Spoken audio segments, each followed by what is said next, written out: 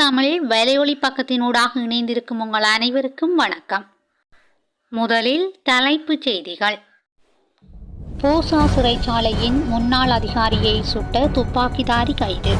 எதிர்வரும் 3 நாட்களுக்கு மட்டுப்படுத்தப்படும் கடவுச்சீட்டு விநியோகம். பிள்ளையானை சந்திக்க ரணிலுக்கு அனுமதி மறுப்பு. உயர்தர பரீட்சை பெறுபவர்கள் இம்மாத இறுதிக்குள் வெளியிடப்படும். மின்சார கட்டணம் குறைக்கப்பட்டும் மின்சார சபைக்கு 148.6 பில்லியன் ரூபாய் லாபம். மின்சார கட்டணம் 2 சந்தர்ப்பங்களில் குறைக்கப்பட்ட போதிலும் கடந்த ஆண்டு 148.6 பில்லியன் ரூபாவினை இலங்கை மின்சார சபை லாபமாக ஈட்டியுள்ளதாக தெரிவிக்கப்பட்டுள்ளது. இதன் காரணமாக 2023 ஆண்டின் இறுதியில் 292.8 பில்லியன் ரூபாவாக காணப்பட்ட இலங்கை மின்சார சபையின் குறுகிய கால கடன்கள் மற்றும் பொறுப்புகள் 2024 ஆண்டில் 123.6 பில்லியன் ரூபாவாக குறைவடைந்துள்ளது என மத்திய வங்கி அறிவித்துள்ளது. அதேபோன்று நீண்டகால கடன்கள் 413.3 பில்லியன் ரூபாவிலிருந்து 409 பில்லியன் ரூபாவாக குறைந்துள்ளது.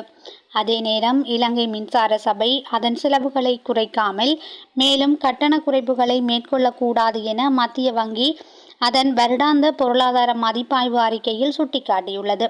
அவ்வாறு இல்லாத நிலையில் இலங்கை மின்சார சபையின் நிதி செயல்திறன் குறையலாம் என மத்திய வங்கி எச்சரித்துள்ளது.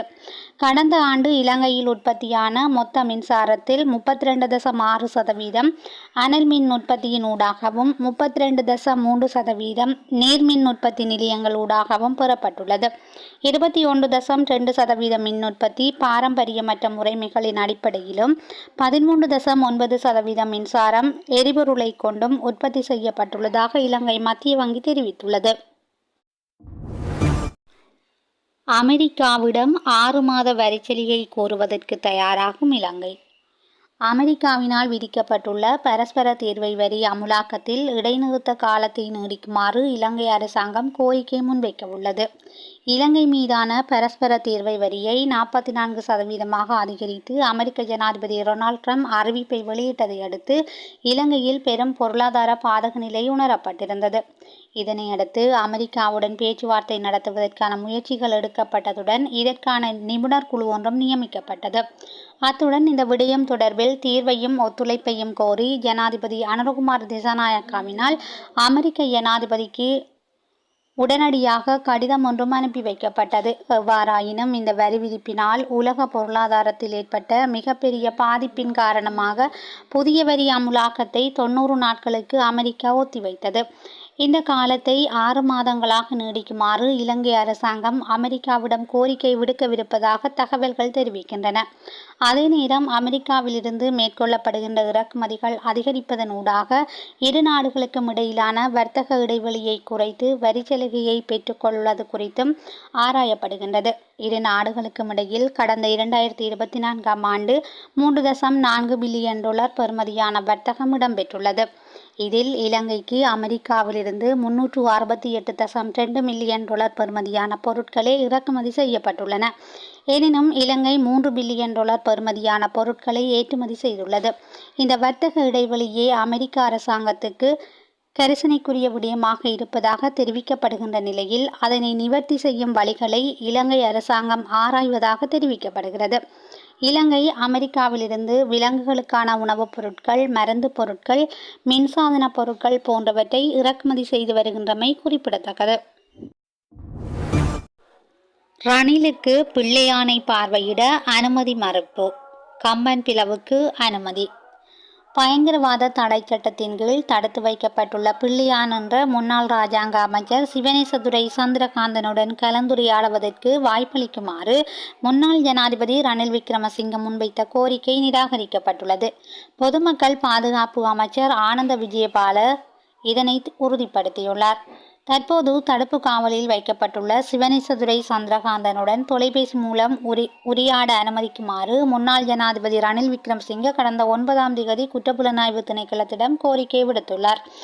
எனினும் குறித்த கோரிக்கை நிறைவேற்றப்படவில்லை எனவும் தடுப்பு காவலில் உள்ள சந்தேக நபருடன் தொலைபேசியில் உரையாடுவது சட்டவிரோதமானது எனவும் பொதுமக்கள் பாதுகாப்பு அமைச்சர் ஆனந்த விஜயபால தெரிவித்துள்ளார்.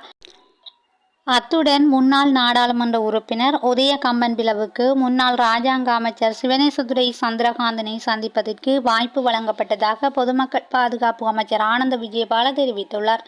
சிவனேசதுரை சந்திரகாந்தனின் சட்டத்திறனியாக உதய கம்பன்பில செயற்பட்டதால் அவருக்கு அனுமதி வழங்கப்பட்டதாக அமைச்சர் கூறினார். கிழக்கு பல்கலைக்கழகத்தின் முன்னாள் துணைவேந்தர் பேராசிரியர் சிவசுப்பிரமணியம் ரவீந்திரநாத் கடத்தப்பட்டு காணாமலாக்கப்பட்ட சம்பவம் தொடர்பான விசாரணைகளுக்காக 18 ஆண்டுகளின் பின்னர் கடந்த 8ஆம் தேதி கைது செய்யப்பட்ட சிவனேசதுரை சந்திரகாந்தன் தற்போது குற்றப்புலனாய்வு திணைக்களத்தின் தடுப்பு காவலில் வைக்கப்பட்டுள்ளார்.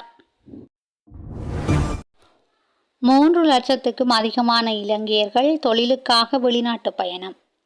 கடந்த வருடத்தில் மாத்திரம் 3,14,828 இலங்கையர்கள் தொழில் நிமித்தம் வெளிநாடுகளுக்கு சென்றுள்ளதாக தெரிவிக்கப்படுகிறது. கடந்த 2023ஆம் ஆண்டுடன் ஒப்பிடும்போது இந்த எண்ணிக்கையானது 5.8% அதிகமாகும் என வெளிநாட்டு வேலைவாய்ப்பு பணியகம் தெரிவித்துள்ளது. இதன்படி 2023ஆம் ஆண்டில் 2,97,680 பேர் தொழில் நிமித்தம் வெளிநாடுகளுக்கு சென்றுள்ளமை குறிப்பிடத்தக்கது. அதிவேக நெடுஞ்சாலைகளில் நேற்று 39 மில்லியன் ரூபாய் வருமானம். அதிவேக நெடுஞ்சாலையின் ஊடாக கடந்த 4 நாட்களில் 17.4 கோடி ரூபாவுக்கு அதிகமான வருமானம் ஈட்டப்பட்டுள்ளதாக வீதி அபிவிருத்தி அதிகார சபை தெரிவித்துள்ளது. கடந்த 11ஆம் தேதி முதல் நேற்று வரை 17.4 கோடி ரூபாய் வருமானம் ஈட்டப்பட்டுள்ளதாக தெரிவிக்கப்பட்டுள்ளது. குறித்த காலப்பகுதியில் சுமார் 5 லட்சம் வாகனங்கள் அதிவேக நெடுஞ்சாலையினூடாக பயணித்துள்ளதாக தெரிவிக்கப்படுகிறது. அதிவேக நெடுஞ்சாலையினூடாக நேற்றைய தினத்தில் மாத்திரம் 19,637 வாகனங்கள் பயணித்துள்ள நிலையில் அதன் மூலம் 39 மில்லியன் ரூபாய் வருமானமாக ஈட்டப்பட்டுள்ளதாக வீதி அபிவிருத்தி அதிகார சபை தெரிவித்துள்ளது. அரசாங்கம் வெளிப்படையாக தேர்தல் விதிமுறைகளை மீறுகின்றது. எம்.ஏ. சுமந்திரன் தெரிவிப்பு. ஊழலற்ற ஆட்சியை வழங்குவதாக பிரசாரம் செய்யும் போது தேசிய மக்கள் சக்தி அரசாங்கம் வெளிப்படையாக தேர்தல் விதிமுறைகளை மீறி வருவதாக இலங்கை தமிழரசு கட்சியின் செயலாளரும் முன்னாள் நாடாளுமன்ற உறுப்பினருமான எம்.ஏ. சுமந்திரன் தெரிவித்துள்ளார். கட்சியின் வடமராட்சி கிளை அலுவலகத்தில் நடைபெற்ற புத்தாண்டு நிகழ்வின் பின்னர் ஊடகங்களுக்கு கருத்து வெளியிடும் போதே அவர் இதனை குறிப்பிட்டுள்ளார். முன்னதாக இருந்த ஆட்சியாளர்கள் செய்யாத நெறிமுறை மீறல்களையும் தற்போதைய அரசாங்கத்தின் முக்கியஸ்தர்கள் மேற்கொண்டு வருவதை அரசாங்கம் கண்டுகொள்ளாமல் இருக்கிறது எனவும் அவர் தெரிவித்துள்ளார். 16 சிறார்களை முறைகேடாக நடத்திய குற்றச்சாட்டில் கைதான நபர் விளக்கமறியலில். கிளிநொச்சியில் 16 சிறார்களை முறைகேடாக நடத்திய குற்றச்சாட்டில் கைதான விளையாட்டுத்துறை அதிகாரி ஒருவர் எதிர்வரும் 28ஆம் தேதி வரையில் விளக்கமறியலில் வைக்கப்பட்டுள்ளார். பாதிக்கப்பட்ட சிறார்களிடமிருந்து பெறப்பட்ட வாக்குமூலங்களின் அடிப்படையில் குறித்த அதிகாரி கிளிநொச்சி காவல்துறையினரால் கைது செய்யப்பட்டுள்ளார். பிரதான வீதியில் மகளூந்து பந்தயம் நடத்தியவர்களுக்கு எதிராக சட்ட நடவடிக்கை. கோமாகம புறக்கோட்டை பிரதான வீதியில் மக்களுக்கு அசௌகரியத்தை ஏற்படுத்தும் வகையில் மகளூந்து பந்தயம் ஒன்றை நடத்தியவை தொடர்பில் காவல்துறையினர் விசாரணைகளை ஆரம்பித்துள்ளதாக காவல்துறை ஊடகப் பிரிவு தெரிவித்துள்ளது. இவர்கள் தமிழ் சிங்கள புது வருடத்தின் புண்ணிய காலத்தில் இந்த போட்டியை நடத்தியுள்ளதாக தெரிவிக்கப்படுகிறது. போட்டியை ஏற்பாடு செய்தவர்களுக்கும் இதில் கலந்து கொண்ட அனைவருக்கும் எதிராக கடுமையான சட்ட நடவடிக்கை மேற்கொள்ளப்படும் என காவல்துறை ஊடக பேச்சாளர் தெரிவித்துள்ளார். அறையொன்றில் சிறை வைக்கப்பட்ட சிறுவன் மாடியில் இருந்து குதித்து வைத்தியசாலையில் அனுமதி. சந்தேக நபர் தலைமறைவு. கொழும்பு வாழைத்தோட்டம் பகுதியில் உள்ள வீடொன்றின் 2ஆம் மாடியில் இருந்து குதித்த 12 வயதான சிறுவன் வைத்தியசாலையில் சிகிச்சை பெற்று வருகிறார். சிறுவனை வீட்டில் சிறைப்படுத்தியதாக சந்தேகிக்கப்படும் நபர் தலைமறைவாகி இருப்பதாகவும் அவரை தேடி வருவதாகவும் காவல்துறையினர் தெரிவித்துள்ளனர். கடந்த தினமொன்றில் குறித்த சிறுவன் ஏனைய சிறார்களுடன் விளையாடி கொண்டிருந்த போது கருத்து மோதல் ஏற்பட்டுள்ளது. இதன்போது அருகில் இருந்த வீடொன்றின் வாயிற்கதவை பலமாக தட்டியதை அடுத்து அந்த வீட்டின் உரிமையாளர் சிறுவனை பலவந்தமாக தூக்கி சென்று வீட்டின் மாடியில் உள்ள அறையொன்றில் அடைத்து கதவை பூட்டியுள்ளார். இதனால் அச்சமடைந்த சிறுவன் குறித்த அறையின் ஜன்னல் வழியாக குதித்ததை அடுத்து கொழும்பு சீமாட்டி ரிட்வே வைத்தியசாலையில் சிகிச்சைக்காக அனுமதிக்கப்பட்டுள்ளார். சம்பவம் தொடர்பான விசாரணைகளை ஆரம்பித்துள்ள காவல்துறையினர் குறித்த சிறுவனை சிறைப்படுத்த உதவிய குற்றச்சாட்டில் ஒருவரை கைது செய்துள்ளனர். வீட்டின் உரிமையாளர் தொடர்ந்தும் தலைமறைவாகியுள்ளமை குறிப்பிடத்தக்கது. எல்பிட்டியவில் விபத்து, 6 வயது சிறுமி பலி, 6 காயம். எல்பிட்டிய அம்பலங்கொட வீதியில் உள்ள குருந்துககா நகரில் இடம்பெற்ற விபத்தில் 6 வயது சிறுமியொருவர் உயிரிழந்துள்ளார்.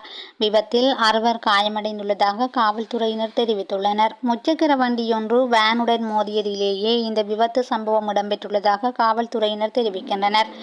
எல்பிட்டிய காவல்துறையினர் சம்பவம் தொடர்பிலான மேலதிக விசாரணைகளை மேற்கொண்டு வருகின்றனர். நிராகரிக்கப்பட்ட வேட்புமனுக்கள் தொடர்பான நீதிமன்ற தீர்ப்புகளை மாவட்ட தேர்தல்கள் அலுவலகத்துக்கு ஒப்படைக்குமாறு அறிவிப்பு. வேட்புமனுக்கள் நிராகரிக்கப்பட்டமை தொடர்பில் நீதிமன்ற நடவடிக்கைகள் எடுக்கப்பட்டிருந்தால் அந்த மனுக்கள் மற்றும் வழக்கு தீர்ப்புகளின் பிரதிகளை குறித்த மாவட்டத்தின் மாவட்ட தேர்தல்கள் அலுவலகத்துக்கு வழங்குமாறு தெரிவிக்கப்பட்டுள்ளது. எதிர்வரும் உள்ளூராட்சி மன்ற தேர்தலில் போட்டியிடுவதற்காக தாக்கல் செய்யப்பட்ட சில வேட்புமனுக்கள் நிராகரிக்கப்பட்டிருந்தன. இதற்கு எதிராக பல கட்சிகள் நீதிமன்றத்தில் நீதி கோரி வழக்கு தாக்கல் செய்திருந்தன. அந்த மனுக்களை விசாரணைக்கு எடுத்துக்கொண்ட நீதிமன்றம் நிராகரிக்கப்பட்ட வேட்புமனுக்களை மீள ஏற்றுக்கொள்ளுமாறு உத்தரவிட்டிருந்தது. இந்த நிலையிலேயே வேட்புமனுக்கள் தொடர்பில் நீதிமன்ற நடவடிக்கைகள் எடுக்கப்பட்டிருந்தால் மனுக்கள் மற்றும் வழக்கு தீர்ப்புகளின் பிரதிகளை குறித்த மாவட்டத்தின் மாவட்ட தேர்தல் அலுவலகத்துக்கு வழங்குமாறு தேர்தல்கள் ஆணைக்குழு தெரிவித்துள்ளது. எதிர்வரும் 3 நாட்களுக்கு மட்டுப்படுத்தப்படும் கடவுச்சீட்டு விநியோகம். கடவுச்சீட்டு வழங்குவதற்கான ஒரு நாள் மற்றும் சாதாரண சேவைகளுக்கான துண்டுச்சீட்டுகள் வழங்கும் பணிகள் இன்று, நாளை மற்றும் நாளை மறுதினம் ஆகிய நாட்களில் மட்டுப்படுத்தப்பட்டுள்ளன. இதன்படி இந்த சேவை குறித்த நாட்களில் நண்பகல் 12 மணி வரை மாத்திரமே முன்னெடுக்கப்படும் என குடிவரவு மற்றும் குடியகல்வு திணைக்களம் தெரிவித்துள்ளது. அதே நேரம் ஒரு நாள் சேவையின் கீழ் முன்னெடுக்கப்படும் 24 மணி நேர கடவுச்சீட்டு வழங்கும் சேவையானது குறித்த 3 நாட்களிலும் இடம்பெறாது எனவும் அந்த திணைக்களம் குறிப்பிட்டுள்ளது. சம்மாந்துறை பிரசார கூட்டத்தில் மோதல், ரிசார்ட் தரப்பினர் மீது குற்றச்சாட்டு. சம்மாந்துறை பிரதேசத்தில் நேற்று நடைபெற்ற தேர்தல் பிரசார கூட்டத்தின் போது இரு கட்சிகளுக்கு இடையில் இடம்பெற்ற மோதலில் 2 காயமடைந்துள்ளதாக காவல்துறையினர் தெரிவித்துள்ளனர். தேசிய காங்கிரசின் பிரசார கூட்டத்தில் இடம்பெற்ற மோதலில் கட்சியின் வீரமுனை வட்டார வேட்பாளர் உட்பட 2 காயமடைந்து வைத்தியசாலையில் அனுமதிக்கப்பட்டுள்ளனர். அகில இலங்கை மக்கள் காங்கிரஸ் கட்சியின் ஆதரவாளர்களே தங்களை தாக்கியதாக தேசிய காங்கிரஸ் கட்சி தரப்பினர் குற்றம் சுமத்தியுள்ளனர். சம்பவம் தொடர்பாக இதுவரையில் எவரும் கைது செய்யப்படாத நிலையில் தாக்குதலில் ஈடுபட்டவர்கள் தலைமறைவாகிவிட்டதாகவும் காவல்துறையினர் தெரிவித்துள்ளனர். சிறுபோகத்திற்கு விவசாயிகளுக்கு உரம் கிடைக்கவில்லை என குற்றச்சாட்டு. இந்த ஆண்டு சிறுபோகத்திற்காக அரசாங்கத்தால் வழங்கப்பட்ட உரங்கள் இன்னும் தங்களுக்கு கிடைக்கவில்லை என்று பல பகுதிகளில் உள்ள விவசாயிகள் குற்றம் சாட்டுகின்றனர். சேனநாயக்க சமுத்திரத்தின் கீழ் பயிற்சிகை செய்யும் அம்பாறை மற்றும் சமாதானபுரம் விவசாயிகள் இந்த ஆண்டு சிறுபோகத்துக்கான பயிற்சிகையை ஏற்கனவே ஆரம்பித்து விட்டதாக தெரிவிக்கப்படுகிறது. இந்த மாதம் 20ஆம் தேதிக்கு முன்னர் சிறுபோகத்துக்கான நாற்று நடும் நடவடிக்கைகள் நிறைவு செய்யப்பட வேண்டும் என தெரிவித்த விவசாயிகள், எனினும் அரசாங்கத்தால் மானிய விலையில் வழங்கப்படும் உரம் இதுவரை எந்த விவசாயிகளுக்கும் கிடைக்கவில்லை என குற்றம் சுமத்தியுள்ளனர். இந்த மாத இறுதிக்குள் உயர்தர பரீட்சையின் பெறுபேறுகள் வெளியாகும் சாத்தியம். கல்வி பொது தராதர உயர்தர பரீட்சையின் பெறுபேறுகளை இந்த மாத இறுதிக்குள் வெளியிட எதிர்பார்த்துள்ளதாக பரீட்சைகள் திணைக்களம் தெரிவித்துள்ளது. விடைத்தாள் மதிப்பீடு தற்போது நிறைவடைந்துள்ளதாகவும் எதிர்வரும் சில நாட்களில் பெறுபேறுகள் தயாரிக்கப்பட்டு சரிபார்க்கப்படும் என்றும் பரீட்சைகள் ஆணையாளர் நாயகம் தெரிவித்துள்ளார். 2,53,390 பாடசாலை பரீட்சார்த்திகளும் 79,795 தனியார் பரீட்சார்த்திகளும் உயர்தர பரீட்சைக்கு தோற்றியிருந்தனர். பூசா சிறைச்சாலையின் முன்னாள் அதிகாரியை சுட்ட துப்பாக்கிதாரி கைது.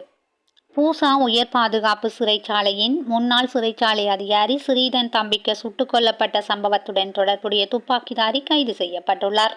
கட்டுநாயக்க சர்வதேச விமான நிலையத்தில் குற்றப்புலனாய்வு திணைக்களத்தினரால் இவர் கைது செய்யப்பட்டுள்ளார். போலி கடவுச்சீட்டை பயன்படுத்தி தாய்லாந்தின் பேங்காக் நகரை நோக்கி செல்ல முற்பட்ட போதே இவ்வாறு குற்றப்புலனாய்வு திணைக்களத்தினர் கைது செய்தனர். அம்பலாங்கொட குளிவத்த பிரதேசத்தில் வசிக்கும் 31 வயதுடைய சந்தேக நபர் தெற்கில் ஒழுங்கமைக்கப்பட்ட குற்றக்குழுவின் தலைவர் கரந்தனிய சுத்தா என்பவரின் பிரதான துப்பாக்கிதாரியாக இருந்தவர் என காவல்துறையினரின் விசாரணைகளின் போது தெரிய வந்துள்ளது. கைது செய்யப்பட்ட சந்தேக நபர் அம்பலாங்கொட தலைமையக காவல்துறையினரிடம் ஒப்படைக்கப்பட்டுள்ளார். காலி தெலகா பிரதேசத்தில் கடந்த மார்ச் மாதம் 13ஆம் தேதி இந்த துப்பாக்கிச் சூட்டு பிரயோகம் மேற்கொள்ளப்பட்டமை குறிப்பிடத்தக்கது. 4,5 கோடி ரூபாய் பெறுமதியான போதைப் பொருட்களுடன் 3 கைது. 4,5 கோடி ரூபாய் பெறுமதியான போதைப் பொருளை வைத்திருந்த குற்றச்சாட்டில் பேங்காக்கில் இருந்து வந்த 3 இலங்கையர்கள் கட்டுநாயக்க சர்வதேச விமான நிலையத்தில் வைத்து கைது செய்யப்பட்டுள்ளனர். இலங்கை சுங்கத்தின் போதைப் பொருள் கட்டுப்பாட்டு பிரிவைச் சேர்ந்த அதிகாரிகள் குறித்த 3வரையும் கைது செய்துள்ளனர். அவர்கள் தங்கள் பயண பொதிகளுக்குள் இருந்த உணவு பதார்த்தங்கள் அடங்கிய பாக்கெட்டுக்குள் குறித்த போதைப் பொருட்களை மறைத்து வைத்திருந்ததாக தெரிவிக்கப்படுகிறது. சந்தேக நபர்களிடமிருந்து 1,616 கிராம் கூஸ் மற்றும் 1,762 கிராம் ஹசீஸ் ரக போதைப் பொருள் என்பன மீட்கப்பட்டதாக இலங்கை சுங்கம் தெரிவித்துள்ளது. கைது செய்யப்பட்ட சந்தேக நபர்களில் 2 கொழும்பைச் சேர்ந்தவர்கள் எனவும் மற்ற நபர் பதுளையைச் சேர்ந்தவர் எனவும் தெரிவிக்கப்பட்டுள்ளது. கைப்பற்றப்பட்ட போதைப் பொருட்களுடன் குறித்த சந்தேக நபர்களை மேலதிக விசாரணைகளுக்காக காவல்துறை போதைப் பொருள் ஒழிப்பு பணியகத்திடம் ஒப்படைக்க நடவடிக்கை எடுக்கப்பட்டுள்ளது. செய்திகளை உடனுக்குடன் தெரிந்து கொள்ள SL தமிழ் வலையொலி பக்கத்துடன் இணைந்திருங்கள். நன்றி, வணக்கம்.